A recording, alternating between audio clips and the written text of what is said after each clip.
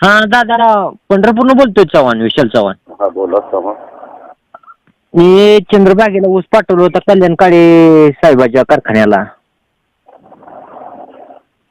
चव्हाण साहेब, मला एक कळत नाही महाराष्ट्रातल्या लोकांचं. हा. आम्हाला विचारून तुम्ही ऊस पाठवत नाही. तुम्हाला जिथं वाटप तुमचा अधिकार आहे कुठं पाठवायचा. बरोबर आहे. त्याच्यावर तुम्हाला त्यांनी पैसे नाही दिले त्याला मी काय करू? तुम्ही आमच्या संबंधित कारखान्याला पाठवलंय का?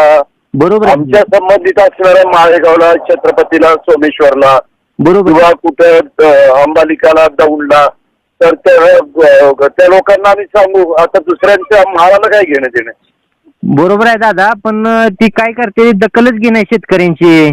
फौजदारी गुन्हा दाखल करा. कायद्याने हे गुन्हा आहे. जर एखाद्या शेतकऱ्यांनी ऊस घातल्यानंतर ठराविक दिवसात त्याला पेमेंट नाही मिळालं तर तो मग गुन्हा दाखल करा पोलिसांचं जाऊन. बरोबर आहे. शेतकरी दादा आमच्या कुठं चालायचो. अरे बापरे, न चालायला काय दुनियेचं चालतं, तुमचंच काय झालं न चालायला? माझं नाव सांगा. गरीब काय नाही, सगळी माणसं सारखी असतात.